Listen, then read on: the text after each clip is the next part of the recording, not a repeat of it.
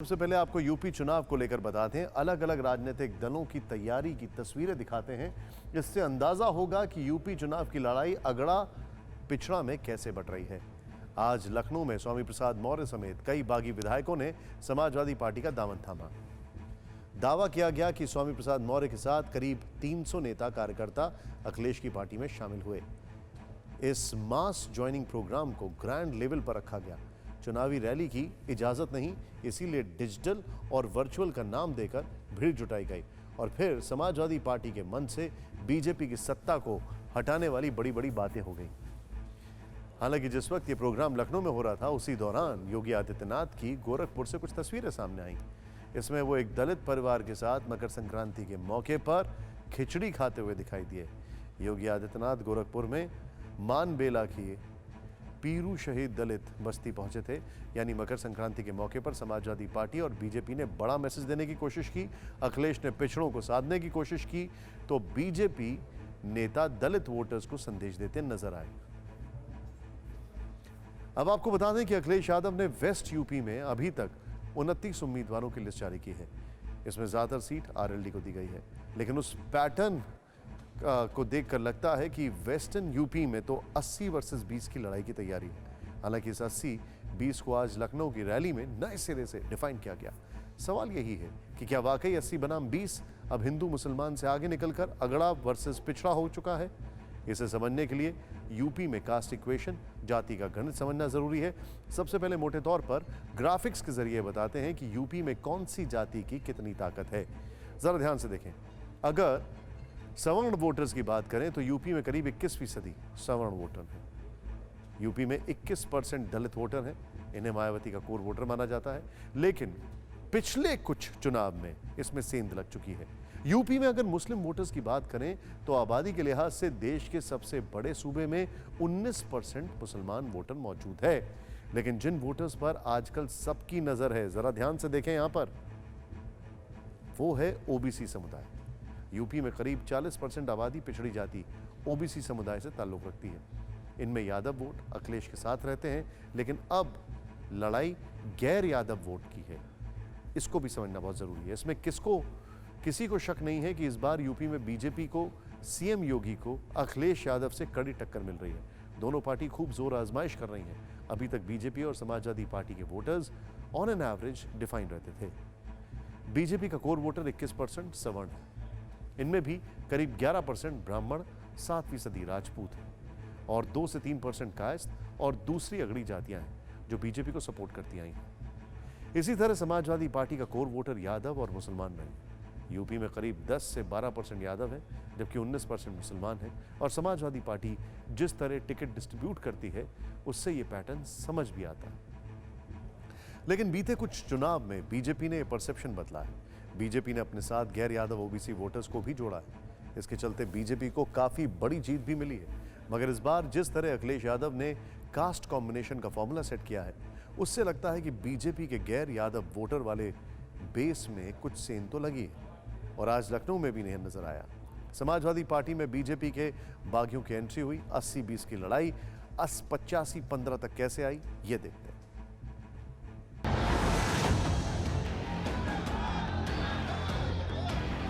जनता party को उखाड़ फेंकने का संकल्प लेकर के यहाँ मौजूद है। हमारे बाबा मुख्यमंत्री क्रिकेट खेलना नहीं जानते, अब तो उनसे कैच छूट गया।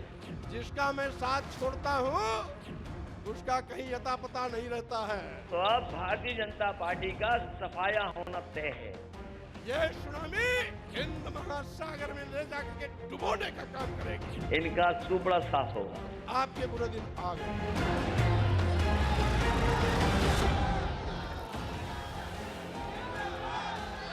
तालियां बजी, खूब बजी, नारे लगे, जमकर गूंजे। भीड़ थी, जोश था और बागियों का पूरा सपोर्ट था। यूपी की सत्ता का सेंटर पॉइंट लखनऊ आज लाल रंग में चमक रहा था। कहने को रैलियों पर रोक है, भीड़ जुटाने पर पाबंदी है, लेकिन इसके बावजूद समाजवादी पार्टी के दफ्तर में सैकड़ों लोग इकट्ठा हुए। मकर संक्रांति पर अखिलेश के लिए बड़ी क्रांति हो गई। बीजेपी के बागियों का नए समाजवादियों के तौर पर उत्तरायण होगा। आज के बाद पूरे उत्तर प्रदेश में एक ऐसा जनसैलाब उमड़ेगा और चलेगा। एक ऐसी आंधी चलेगी, एक ऐसी सुनामी चलेगी जिसमें भारतीय जनता पार्टी के पर खचे उड़ जाएंगे, कहीं भी ठिकाना नहीं मिलेगा। जो कल तक कमल खिलाने की बात करते थे, अब साइकिल की सवारी करने लगे। जो कल तक योगी और मोदी का गुणगान करते नहीं थकते थे, वो अब अखिलेश को सीएम बनाने की बात कर रहे हैं। लखनऊ से आज वो तस्वीरें आई जिसकी पटकथा 11 जनवरी को ही लिखी जा चुकी थी। समाजवादी पार्टी के दफ्तर में केसरिया पहनने वाले स्वामी प्रसाद मौर्य ने लाल पगड़ी बांध ली। मौर्य के साथ दूसरे बागी नेता बीजेपी के पूर्व मंत्री कई विधायक अखिलेश की साइकिल पर सवार हो गए।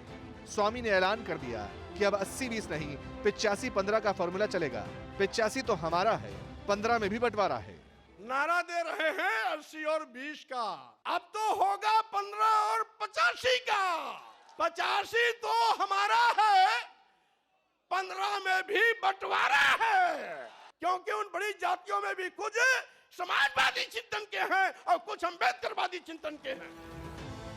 इस नजारे को देखकर अखिलेश गदगद थे। अखिलेश ने स्वामी का हिंट पकड़ लिया, माइक थामते ही कह दिया बीजेपी की उल्टी गिनती चालू हो गई, क्योंकि बीजेपी समाजवादी पार्टी की स्ट्रेटेजी नहीं समझ सकी। योगी आदित्यनाथ से कैच छूट गया। हमारे बाबा मुख्यमंत्री क्रिकेट खेलना नहीं जानते। अगर वो क्रिकेट भी जानते होते, अब तो उनसे कैच छूट गया। इस बार तो ऐसा बीजेपी वाले हिट विकेट हुए कि हमारे तमाम नेताओं की स्ट्रेटेजी नहीं समझ पाए वो। अखिलेश यादव ने भी 80 बनाम 20 पर योगी को आड़े हाथों लिया। कहा समाजवादी पार्टी तो इससे काफी आगे निकल गई, इसलिए जो 20% वाले हैं वो भी समाजवादी पार्टी को सपोर्ट करने का मन बना चुके हैं। 80% लोग तो समाजवादी पार्टी के साथ समर्थन में खड़े ही हो गए थे। और जिन जिन लोगों ने आज मंच को देखा होगा, इस मैदान को देखा होगा और स्वामी प्रसाद मौर्य जी की बात सुनी होगी, 20% भी उनके खिलाफ हो गए होंगे।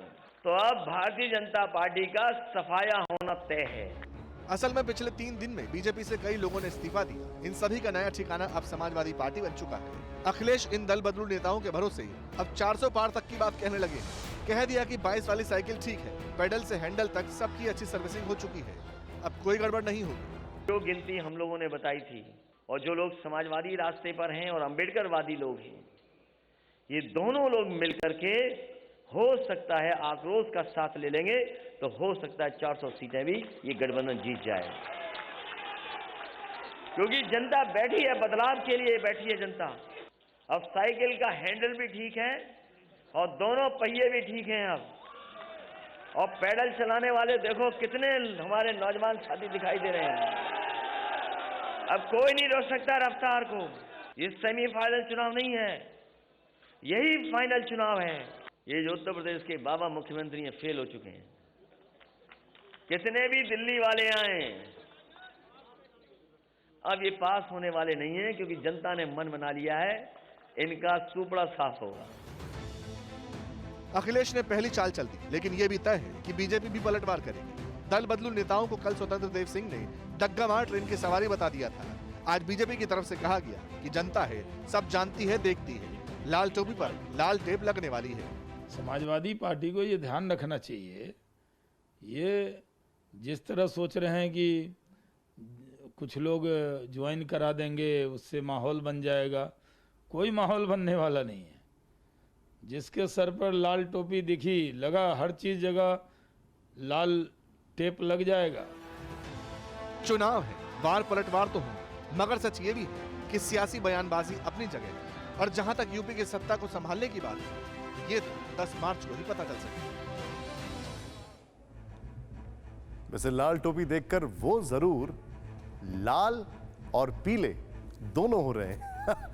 आज अखिलेश के मंच पर स्वामी प्रसाद मौर्य पर जो दूसरे नेता मौजूद थे, उनको सामने लाने का मकसद यही था कि किसी तरह नेताओं की जातियां रजिस्टर हो जाएं, उनके वोट बैंक तक मैसेज पहुंच जाए।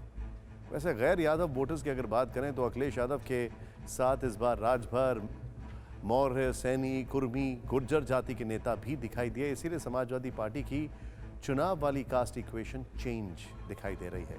अगर इन्हें वोट परसेंट के हिसाब से देखें तो पता चलेगा कि अखिलेश के पास अच्छा खासा वोट बैंक बनता दिखाई दे रहा है। यादव और मुसलमान मिलाकर 29% वोट बैंक है। वैसे लड़ाई 40% वोट बैंक की ज्यादा है। बीजेपी को 2 दशक में पहली बार पिछली बार 40% वोट मिला था। बहरहाल अगर मौर्य, लोधी, राजभर, कुर्मी, गुर्जर, सैनी जैसी जातियों को मिला लें तो 21% बैठता है। यह भी अखिलेश के साथ जा सकता है। इसके साथ ऐसी भी अटकलें हैं कि चंद्रशेखर आजाद उर्फ रावण भी अखिलेश यादव के साथ कोई अलायंस कर सकते हैं, सीटों को लेकर समझौता कर सकते हैं। मतलब अखिलेश की पार्टी को दलित समुदाय का सपोर्ट भी मिल सकता है। लेकिन इस सब में एक केवियट है, एक डिस्क्लेमर है। वो डिस्क्लेमर यह है कि ये जितनी भी नेता गए हैं ये पूरा का पूरा वोट बैंक शिफ्ट करें तब ये सारी इक्वेशन जो आप थोड़ी देर पहले देख रहे थे सब संभव है। लेकिन इनका पूरा वोट बैंक ट्रांसफर करना वो एक बहुत बड़ा सवाल है और उस पर प्रश्न चिन्ह लगा हुआ है अभी भी। अखिलेश चाहते हैं कि उन्हें 10 साल पहले वाली कामयाबी मिले। यूपी में 2012 में समाजवादी पार्टी ने बड़ी जीत हासिल की थी, 220 प्लस सीट जीती थी। अगर जातिगत वोट की बात करें तो 2012 में 19% ब्राह्मण वोट समाजवादी पार्टी को मिले थे। यहां पर यह गौर करने वाली बात है, 26% राजपूत वोट समाजवादी पार्टी को मिले थे, 66% यादव वोट समाजवादी पार्टी को मिले थे, 35% Kurmi plus Koeri vote Samajwadi party को मिले थे, 15% जाटव वोट भी समाजवादी पार्टी के खाते में गए थे। समाजवादी पार्टी इस चुनाव में ब्राह्मण, ओबीसी, यादव सारे वोट साधने में कामयाब रही। इसका नतीजा था कि बहुमत की सरकार बनी। देखिए ये सारे इक्वेशंस जो हम आपको दिखाते हैं, ये सारे इक्वेशंस वोट होने के बाद सब निकल कर आते हैं। लेकिन जब वोट दिया जाता है तब कैंडिडेट, पार्टी और एक विजन पर वोट दिया जाता है। क्या बीजेपी वो विजन लाने में कामयाब हो पा रही है? पिछली बार योगी जी नहीं थे, उससे पहले अगर अखिलेश की बात की जाए तो अखिलेश ने बड़े प्रॉमिसेस किए थे। अब इस बार क्या है? इधर बीजेपी भी पूरी ताकत लगा रही है। पहले ओम प्रकाश राजभर और चुनाव ऐलान के ठीक बाद स्वामी प्रसाद मौर्य की एग्जिट के बाद बीजेपी अपने सहयोगियों को मजबूती से थामने की कोशिश में है। इस वक्त बीजेपी के पास कौन कौन से वोट बैंक है, सहयोगियों की कितनी ताकत है, ये भी आपको समझाते हैं। ये देखते हैं। बीजेपी के पास योगी आदित्यनाथ है, डिप्टी सीएम के तौर पर दिनेश शर्मा है। ये देखें आप, सवर्ण 21%, यानी सवर्ण वोट बैंक करीब करीब 21% इंटैक्ट है। अगर पूरा ट्रांसफर हो रहा है तब ये केवियट है। यूपी के दूसरे deputy CM Keshav Prasad Maurya, UP में करीब 5% मौर्य है। अगर पूरा वोट बैंक ट्रांसफर होता है तब, यानी केशव प्रसाद मौर्य के साथ ये वोटर जुड़े हुए हैं। बीजेपी की सहयोगी अनुप्रिया पटेल कुर्मी समाज से आती हैं। कुर्मी पटेल समाज का वोट बेस 7% है, लेकिन इनके 2 एमएलए सपा में जा चुके हैं, ये भी ध्यान दीजिए। 10 लोकसभा सीट और 48 विधानसभा सीटों पर हार जीत में इनकी अहम भूमिका रहती है। यूपी में बीजेपी के साथ निषाद पार्टी भी अलायंस में है।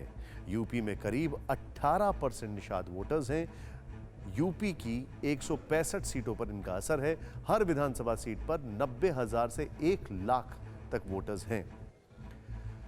एक और आपको बात बतानी बहुत जरूरी है, वो है हम बार बार स्वामी प्रसाद मौर्य की बात कर रहे हैं। वहां पर स्वामी प्रसाद मौर्य की अगर बात की जाए तो 40 सीटें ऐसी हैं जहां पर उनका इन्फ्लुएंस होता दिखाई देता है, लेकिन वो कन्वर्ट होता है कि नहीं होता है, ये देखने वाली बात है। जातियों के गठजोड़ का सबसे परफेक्ट एग्जाम्पल साल 2017 का यूपी विधानसभा चुनाव है। इस चुनाव में एक तरफ बीजेपी थी, दूसरी तरफ समाजवादी पार्टी कांग्रेस के साथ गठबंधन बनाकर मैदान में उतरी थी। वोटिंग पैटर्न की बात करें तो अपर कास्ट यानी सवर्ण जाति का बीजेपी को 62% वोट मिला, जबकि समाजवादी पार्टी और कांग्रेस के गठबंधन को सिर्फ 16% वोट मिला। लेकिन जहां तक मुस्लिम वोट बैंक की बात है तो यहां एसपी और कांग्रेस के अलायंस को 70% वोट हासिल हुआ। ओबीसी की बात करें तो बीजेपी को 58% ओबीसी वोट मिला, जबकि अखिलेश और राहुल की जोड़ी यानी गठबंधन को सिर्फ 18% वोट से संतोष करना पड़ा। हां, बीजेपी यादव वोट को अपनी तरफ करने में नाकाम रही। बीजेपी को सिर्फ 7% यादव वोट मिले, जबकि समाजवादी पार्टी और कांग्रेस के गठबंधन को 80% यादव वोट मिले। यूपी में अनुसूचित जाति और अनुसूचित जनजातियों का वोट हासिल करने में भी बीजेपी आगे रही। 17% वोट बीजेपी को मिले, जबकि सपा और कांग्रेस गठबंधन को सिर्फ 9% वोट मिले।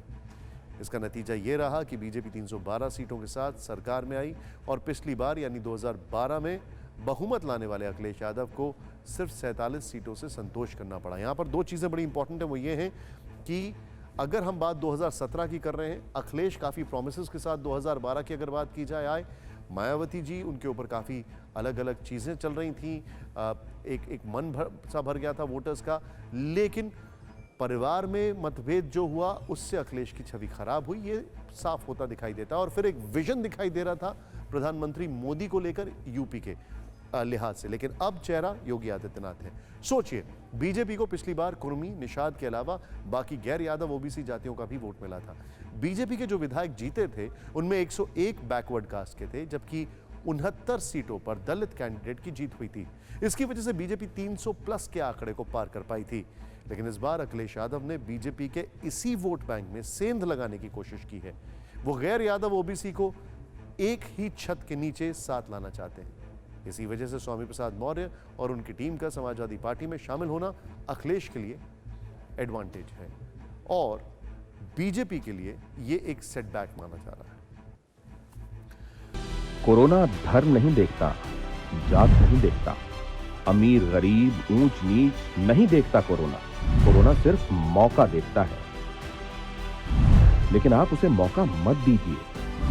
बस इतना कीजिए, जब कभी दफ्तर से, बाजार से घर लौटिए तो इतना ख्याल जरूर रखिए कहीं आपके साथ कोरोना आपके घर तो नहीं जा रहा। भूलिए मत, कोरोना अभी जिंदा है।